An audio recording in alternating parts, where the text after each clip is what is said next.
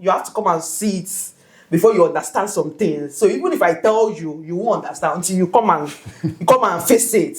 So so reality will dawn on you when you start. So one of the things they didn't tell me then was like that nobody told me that it's a process.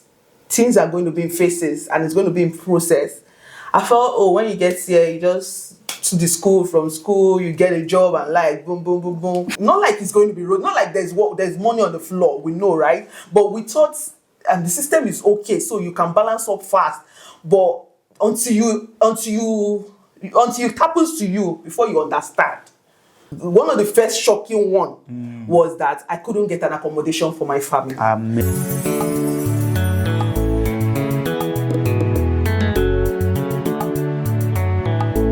Okay, hello everyone. Yeah, you're welcome to your program Expressions with Odigbide Raphael. And today we are having a special person in our midst. I will not do the introduction because I may not be able to give in details. So I want her, to give us, who she is. So you're welcome, ma'am. Thank you, sir. So can we meet you? My name is Bola Itall. I am married with 3 boys. Fantastic. I am a data analyst by profession. Awesome. And I'm a content creator. Oh. It looks like I'm on a channel of myself. I just say, hi, my name is Bukola. Temi Liko Bukola. That's the intro. So yeah. So what was the name of your channel? Yes. The name of my channel is Bola Itall. Bola Itall, just together, Bola Itall, and I film about anything about immigration, not like immigration, my journey lifestyle, my immigration journey to UK from Nigeria, how I got into the country through student visa, and how my lifestyle, everything about lifestyle, my faith, everything in general. I just post as the spirit directs. You can see you're in the right place because on this show today, what we want to talk about is actually, starting all over, your immigration journey and the resilience that comes with it. I just wanted to give us like a brief history, like, you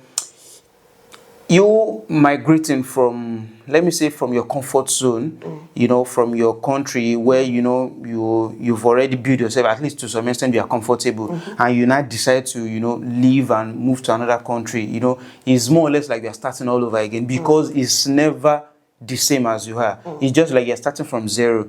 So, like, how has it been? Or should I put it to you this way? Why did you move?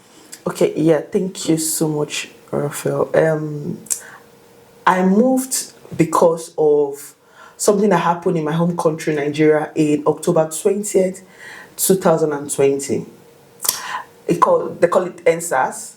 That was the beginning journey of how I even think about let me leave the country. I was already I was in banking at some point. I moved into business. I was into buying and selling from China. I bring goods from China, sell online, and I was just like a work from home mom. But that particular day, was it Thursday or Friday night, I saw the live video. I was on live with that DJ, I've forgotten that name. I was live, so I was seeing it live. That day, I told my husband, tell me we are leaving this country. That was the bet.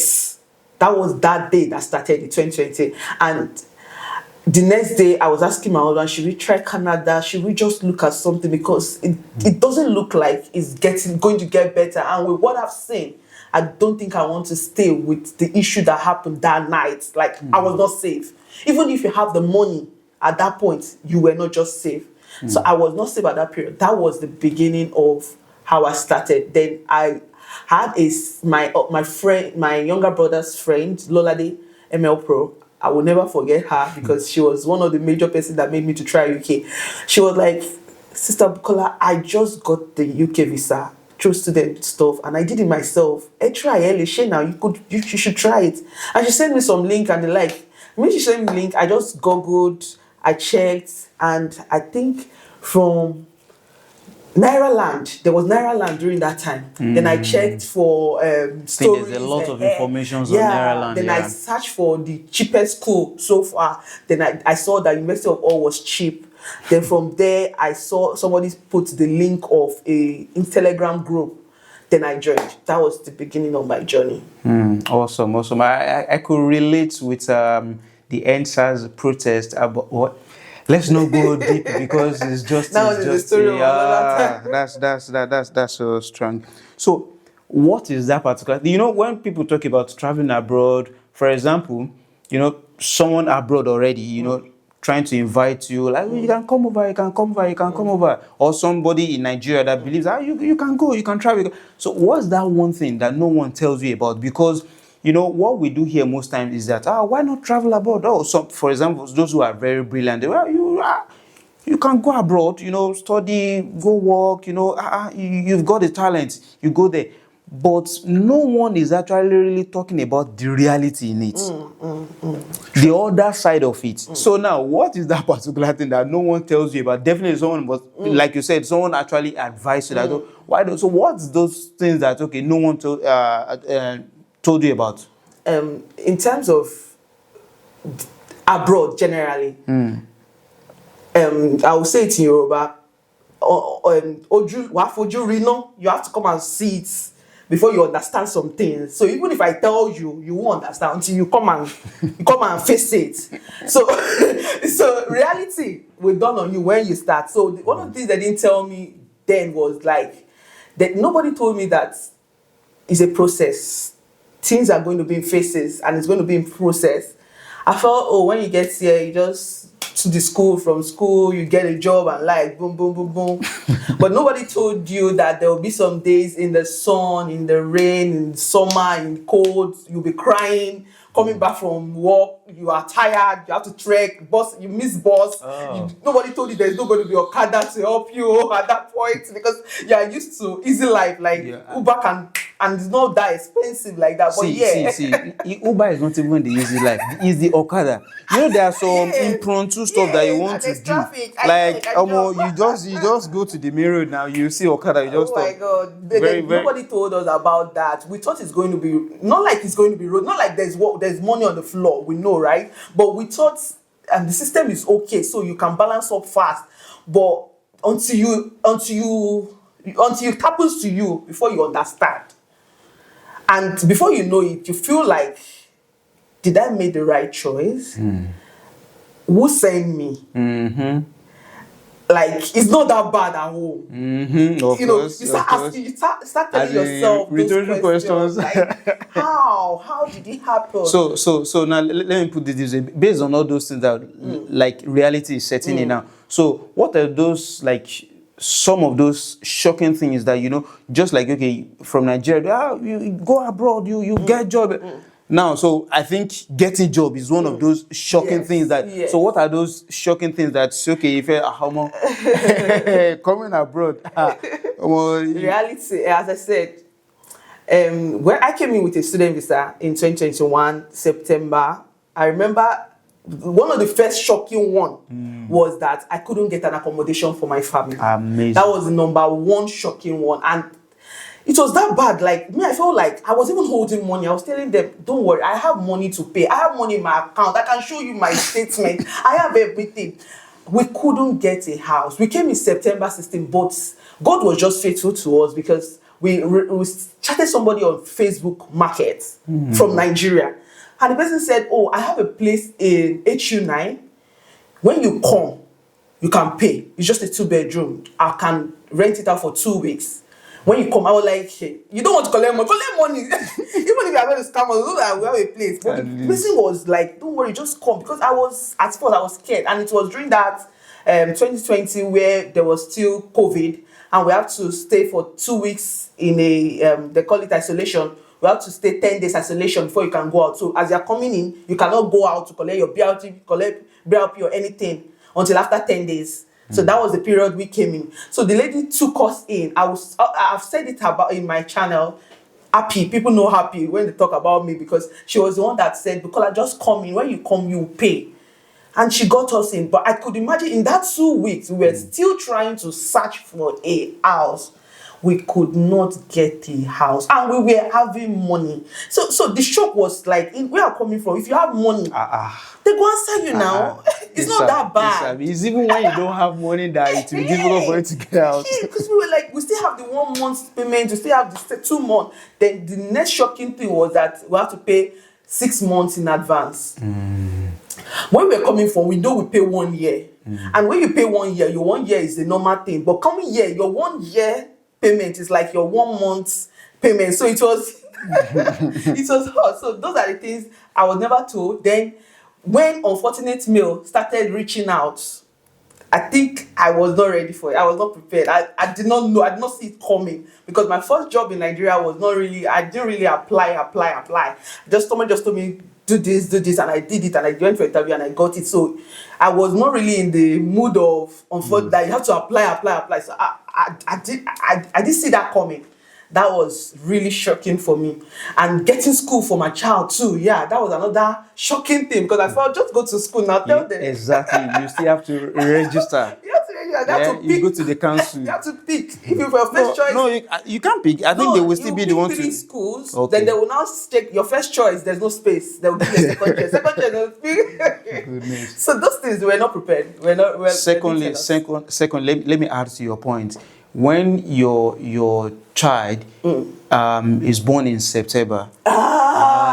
That's another thing. So coming to UK, so you and your husband or your wife, you have to. I get to experience this for my first and second child. My third child was the one I gave birth to in October. So he's going to be 3 in October this year, and we already said, by September you should start school. When we reach out to them, they say, oh no, he's a late born. He has to be 3. Then he's going to enter school by January. The next year. Who does that? So those are the things that we were not told. Well, actually, one of the reason, one of the purpose of this video, is to actually kind of enlighten some people, having intention of coming abroad. We are not trying to discourage anyone. But rather, we are trying to prepare your mind.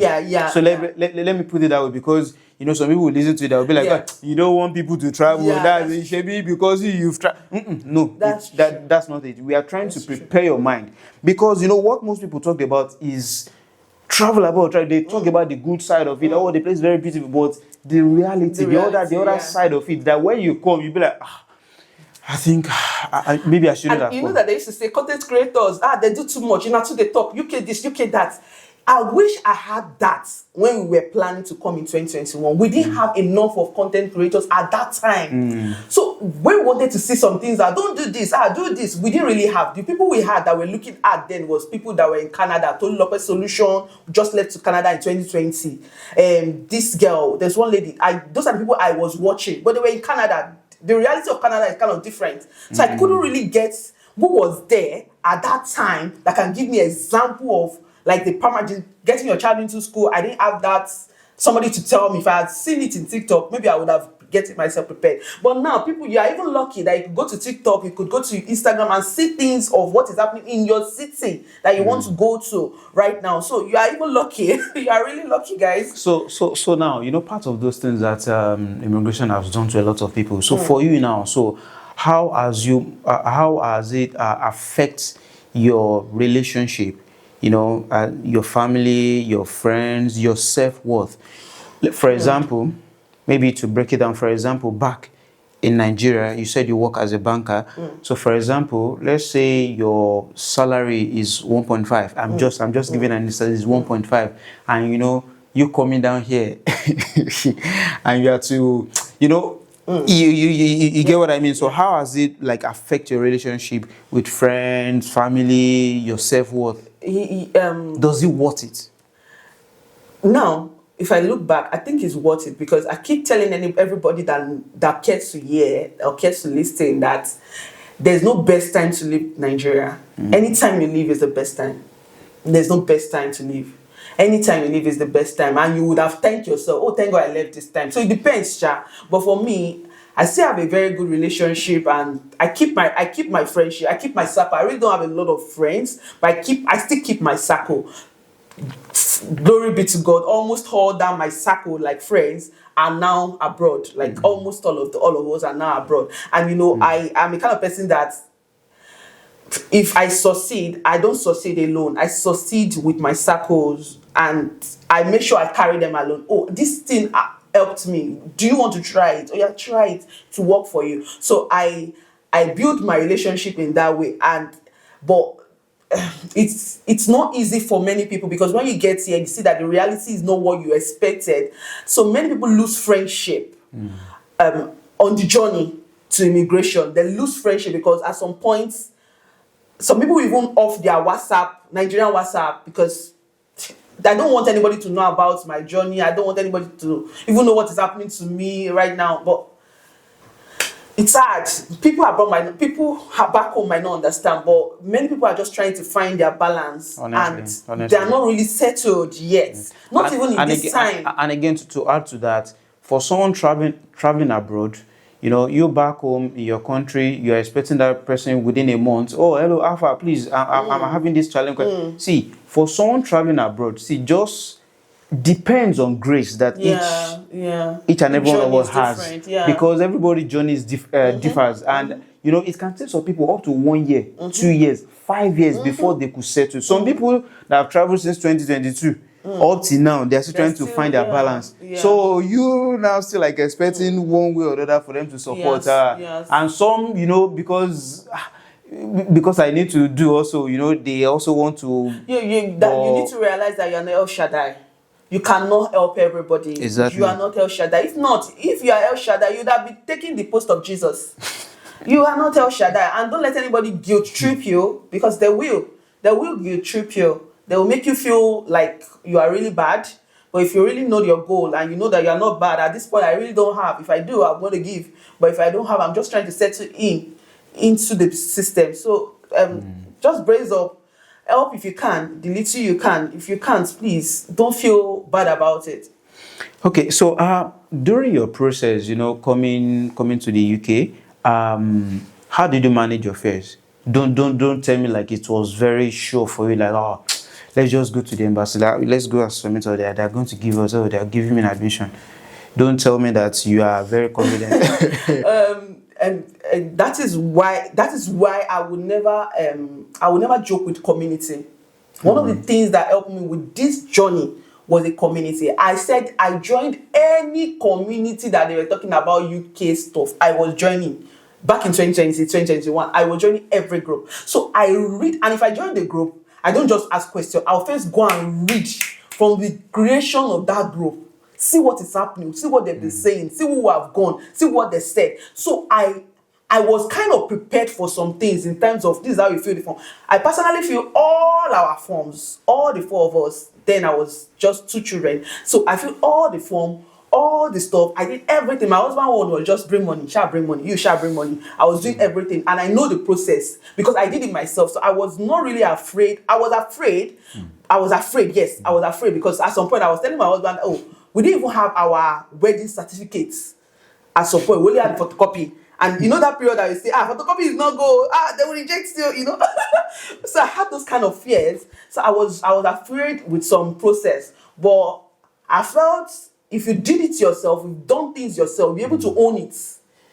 And if anybody have gone through that mistake you've gone through, that you want to go through, you would have seen their mistake and use it to correct yours. Exactly. So that those are things that helped me. So I joined a lot of communities to guide me, and I asked questions. I made sure I asked questions. I was not afraid of the highest you tell me is no. It's no. And you know, some people wanted to collect money, and they're like, me, I really that's why I do my things, like I just do it.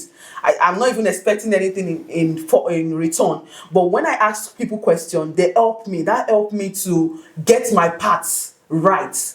With the right question. Thank God for good people too to respond, because somebody you might have a question, the person will share or no, the person will not put you right, you know. So that's the way. So that means you are much prepared, like prepared in terms of asking giving the right information that they're requesting for. So then I was also scared of going for a master's degree because I left BSc. I did my BSc back in 2012. That was when I finished BSc. It was a long time ago. To come back into MSc. So I was scared of reading. I was scared of going back to school. I did it afraid. And I learned, funny enough, I now went to do artificial intelligence and data science. Fantastic. Me too, mo kékeré, mo mú bí ńlá, ibi ńlá mo ti mọ́lẹ̀ mi jẹ. You know, so another thing that I would say got me too was, I think you have asked that question. I don't know if you have asked it, but I was not prepared for failing. I was not prepared for failure. Nobody prepared for failure. But no, some people do, because they are not afraid to fail. Based on their attitude, definitely you know that. Yes. You're already prepared to fail. So. Me, I was not prepared for failure, because all through my days in university, I am either first five in the department in my department. So that means in one way or the other you are hot. Yeah, I used to be. I used to be very just hot. For you to just go and brush. I know it's been a long time. Already, almost a big book way. I've given birth to 2 children at that time, so the children have collected all my books. So I didn't even know how to read again. So I was not prepared for failure. And funny enough, I failed one of my modules. I failed one of my modules in the first semester in University of Hull. So that was one of the things that broke me when I came into the country, because it was just our first work, our first exam, not like exam, our first assignment, and I got 35 over 100. Wow. So that was the first shock that I think I've said it in my YouTube channel, but it was one of the first shock. I didn't see it coming. And I got pregnant even in that process. So the shocker was higher. Now I know the reason. Okay, so coming in based on your background, based on your brought up, the kind of culture you met, were you shocked? For example, for me, I'm this kind of, I'm a Yoruba guy, and Can I take water? So I'm a Yoruba guy. So we greet a lot of people, especially if this person is older than you.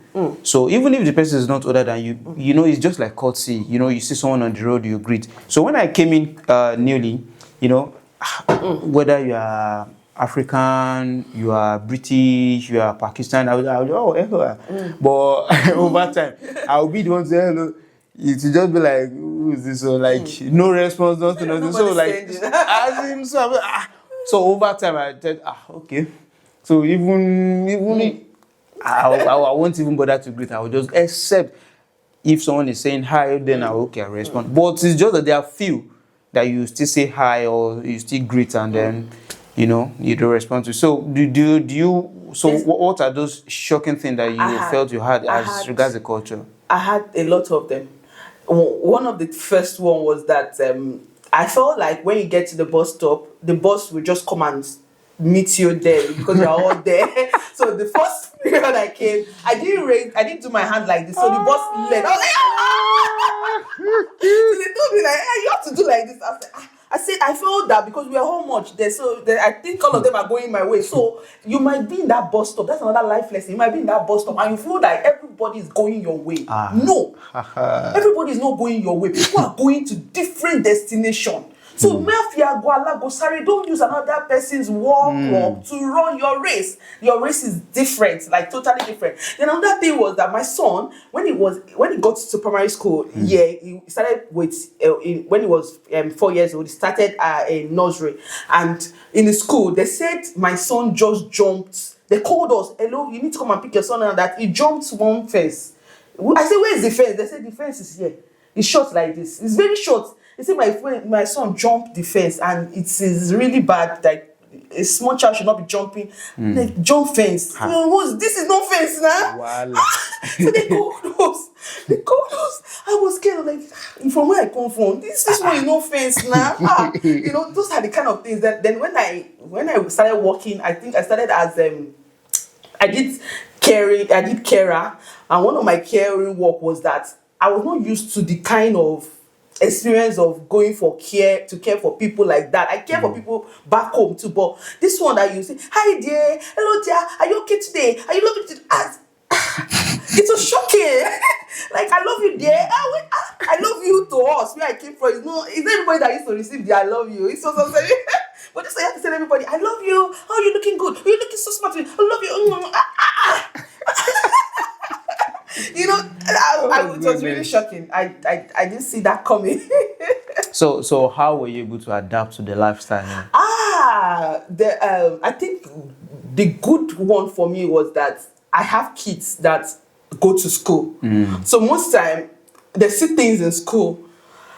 I learn from some of the things they come home to tell me and say, oh, they did this to that. Like, okay, that's good. Oh, okay, that means I should be doing it. And then getting to school and seeing that parents are hugging their child when they get in front of the school and say, hey, bye-bye, have a lovely day today. You will give a person. I want to be bad. And from time to time, I have to start telling myself, oh, give me a hug. And you say, because it's from the home it's coming from. The hugging talk, we don't do like that from where we came from. But we have to learn when we got here. Then I needed to learn about genuinely just smiling at people, especially when you're at work. Even if the smile does not really go deep, but make sure you just smile, put a smile face, and know how to take things at heart. Don't take things too serious. Do your work and go back home, and so that you don't have a mental breakdown, because a lot of things will happen where you work, but just drop it there and go back home so that you don't affect people at home. So I learned that over the years. So based on what you just said now, our view in any situation, since we've been here, have been a state of depression or mental breakdown. Yes. I had a mental breakdown when I was pregnant. That period, I said I did not see failing coming, and I did not expect to be pregnant, because I was done with 2 children until the cold of this country affected us, and the baby said, hey baby, I'm here. The winter is always weather for 2. Back in Nigeria during rainy season, you say weather for 2. So here the baby show herself. Show herself. I didn't expect it. So baby came. So and I got to know that pregnancy differs, and this country, there's a way this country weather will make you look like you have never had a baby before. Because the baby, everything will just change. Everything will change. The way, maybe you don't vomit before you start vomiting. Maybe you start spitting. Everything will just be against you. It's a new pregnancy. It's a new pregnancy. It's not a new pregnancy. No, you are in a different in a different country. So you need to, So I got depressed at that point. My mental breakdown was really high. It's a depression. They call it depression because I had that. Most of the things we had, even in Nigeria, we used to have depression, but we don't know we have it. Yeah. We used to have mental breakdown. We don't know we have it. I think. Should I say Africans or Nigerians? I think mentally we are very strong. We have, but because no, I'm not. If anyone in Nigeria breaks down as a result of depression, go and check it. It's very deep. It's very deep because some kind of level of depression that is, that we find in other race here that they have, and you when you ask the question, what's wrong with you? Oh, you say because my grandma just died. My grandma. So your grandma just died, and you are or you say because my cat died or my dog. You say shoot. You go and sit down to a particular tribe in Nigeria. I call my own depression. The dog I would say it is mental breakdown, because I just had a breakdown because I failed a course and I was pregnant that I was not expecting.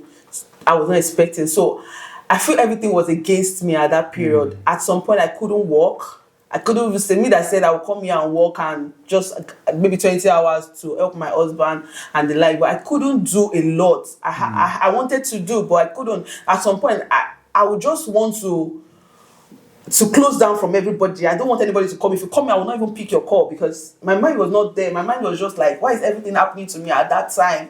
And I just came into the country, and funny enough, we came in September, we had Christmas in December. The Christmas was the most boring Christmas I've ever had in my life, because there was nobody apart. We had a friend. Yeah, we had a friend that came in from Manchester. Tunde family. God bless you, Tunde. They were the one that came around. With them too, they just came in. They came in November or so. So we were the one that we did the gathering together in our house then, and it was really boring because it was like there was no family. There's no. We didn't even go to church. We couldn't go out. We couldn't. It was still 2020 period, like that period that there was still COVID time. We couldn't even go out, so it was really boring. So I felt at some point you feel lonely in this country. You feel like you don't have anybody, you don't have any friend, you don't have anybody, but you have to intentionally make yourself happy. Intentionally look at things that make you happy. Look at the things that maybe what you do will make you happy. And that was when I started content creation.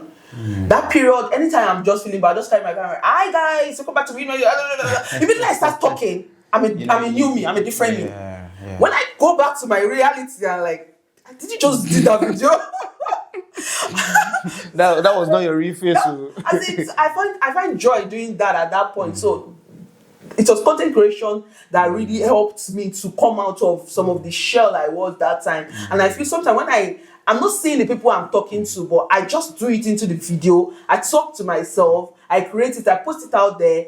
It helped one or two people, and I didn't even know I'm trying to relieve myself of the stress of what I was going through at that period. But thank God I was able to pass the course in the second attempt, and I was able to graduate. So, and I still have my baby right now, which is the good thing that come out of those period. So I wanted to ask you, like, what was your therapy? So yes. I think you've already talked, except if you have something else to add, because you know, for example, someone may be facing depression. Someone may be depressed currently now. You know, the person may not be able to do content. Yes. That's true. May not be able to do content. True. So, were you engaged in some kind of routine or something that you do? You know, maybe that can actually help. It depends, but the kind of husband I married is a kind of you cannot. He's a gentleman. He's a gentleman, but you cannot die in silence in his place. He has to drag you out. So we intentionally go out. We intentionally look for places in hall. As I say, hall is small. We go out inside this hall comfortably. We take ourselves out. We take the children out. We go to parks. We walk around. We intentionally do that. And we even go to those London that they said there is people in London don't even have time to visit the places. So we find a way to go and try to enjoy ourselves. So also speak out. As I said, get a community, speak out if you can. Look for trusted people to talk to help you. You are not the only one going through it. Many people have gone through it. That is it. If you hear somebody else on, you say, my own is better. You know, when you hear some other people's on, everybody is going through one thing or the other. It might not be easy, but if you speak out, somebody might be able to help. Talk to trusted people and talk to God too. Let God direct you to the right people to speak to. Yeah. So how were you able to build connections here? You know, connections matters in any environment you are. Yes. If not, you just be alone on your own. Yes. Networking. Yeah. Yes. Networking. It was easy for me because I was into content creation. So somehow people know me. I might not know them, but people know me. And when people know me, people connect to me to say, oh, I have this. From there, we'll have a talk, we'll connect, we call. I don't have plenty of friends, but I have groups. I have connections with different groups, with different people. That somebody say, oh, go and reach out to Bukola will help you. Oh, talk to Bukola will help you. From there, I got communities, I got friends, I got people that I could relate with. And also, when you go for events, don't be a lone ranger. Stand up and speak up to somebody. I learned that at a very late period of my life, that if I go out, I try to say something good about anybody I see, and just even if it is just their scarf or their shoe or their cap or their hair. Oh, you look good today. Oh, I love your cap. Oh, I love. From there you talk. From there you network. From there you ask. Oh, what do you do? Oh, and the person might be able to help self. You might not even know. Are you a football fan? Oh no. Because no.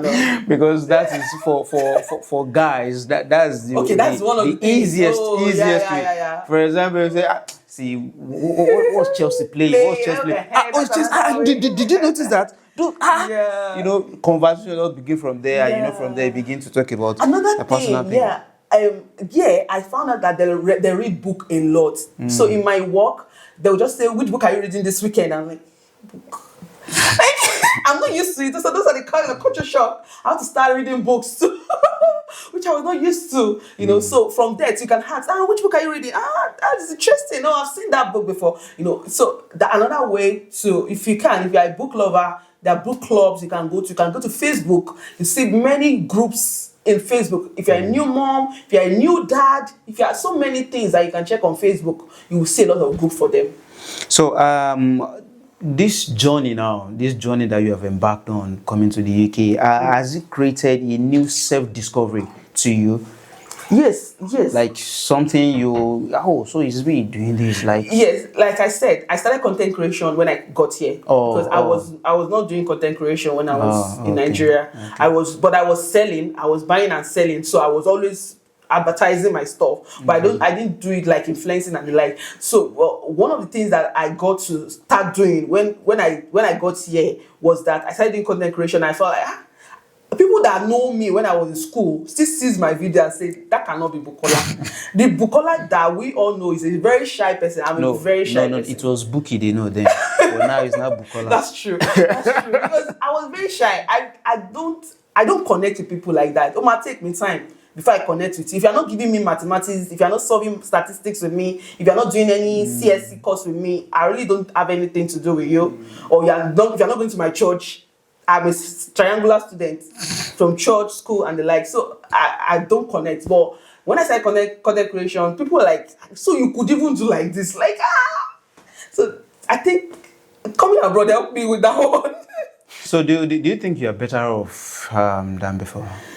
And growth is something that is constant, that should always happen. And I felt I've grown. Okay. I'm better off, in some areas. I'm better off. I've changed in so many areas. I've learned to do so many things when I go here, and that is one of the things I brought to let you know that you cannot rely on carpenter to come and help you do this. Auntie men to come and help you do this. You have to do things yourself. So I've learned. I have grown. Even in my mental health, I have learned that sometimes what happens in office stays in office. You move into the house, you get into your new self. So I have grown, I have learned, I have improved, and I faced a lot of challenges, and I have overcome by God's grace. So I want us to preach now. So what are those dangers of being in isolation abroad? You know, it's very, very key. You know, some people, because you know the way some people have built themselves back home, you know, they feel like they can still bring the same kind of, let me say, that kind of energy here. But I don't think so. What do you want to give details? Like, what are those dangers there? Dangers of isolation. There are lots of them.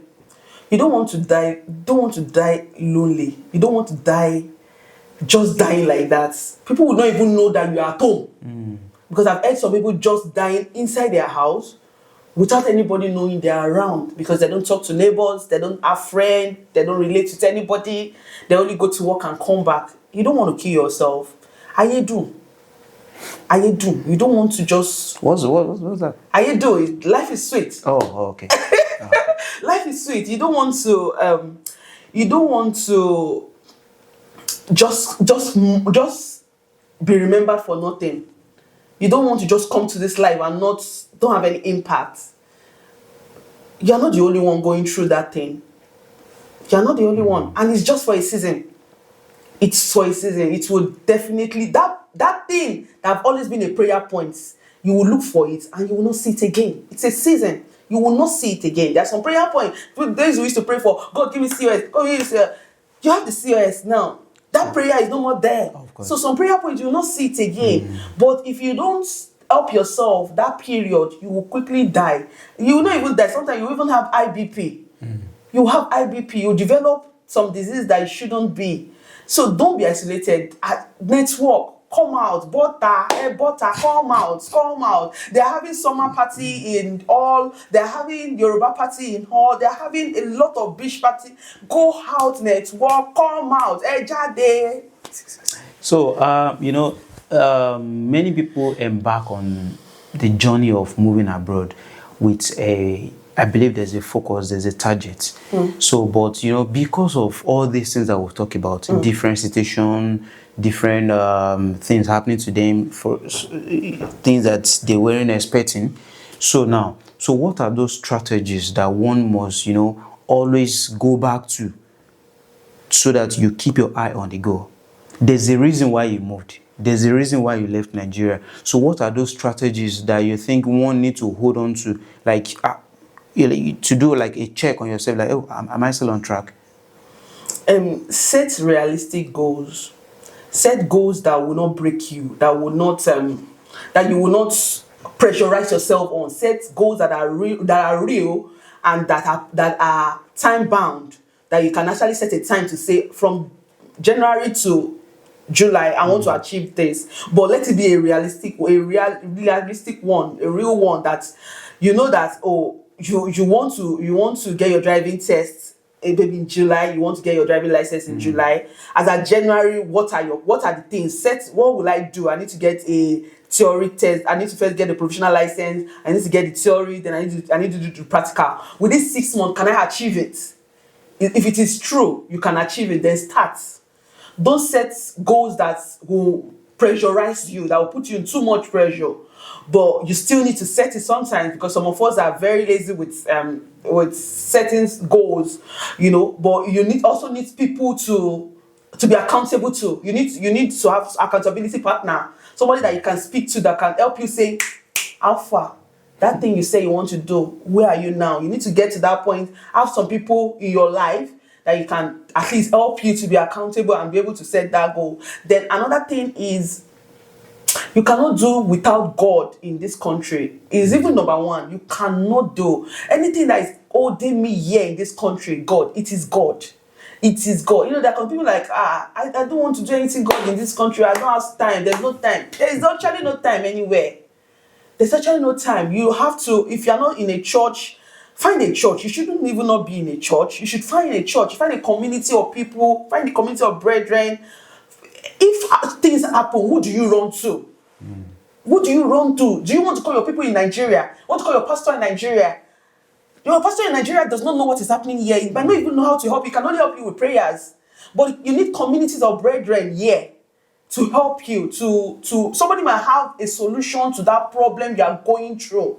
And some of these people, they are even high rank in their office. But you might not even be able to see them if you go on official state. But in church, you can rapport, you can say, I have this problem, sir, can you help me? It is easy to communicate in that area. So you reach out to these people. Don't be a lone ranger.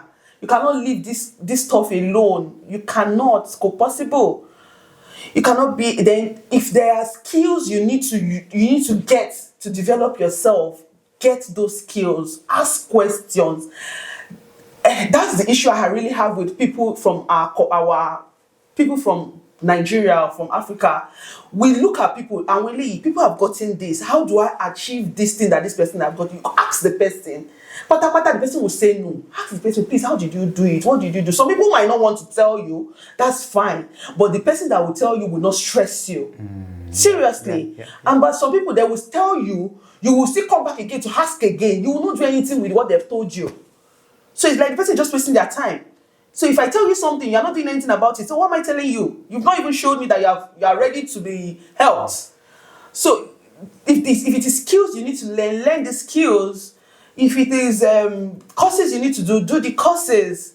And the good thing about this place, as long as you have experience in some of these things, you don't even need to go to school for it. If you can do some courses, do apprenticeship, so many things you can do that you can do in this country. So the system is already good to help you, but you need to help yourself.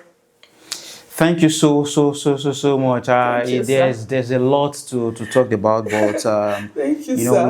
we just have to say the few that we can say. We hope that this will help one or two persons. So we really appreciate you coming on the show today. So thank you for the lot of your schedules you've got, and you've decided to come. So it's nice to have you. So we hope we're able to have you one more time. Definitely. Definitely, I will honor your invitation. So thank you very much. Thank you, sir.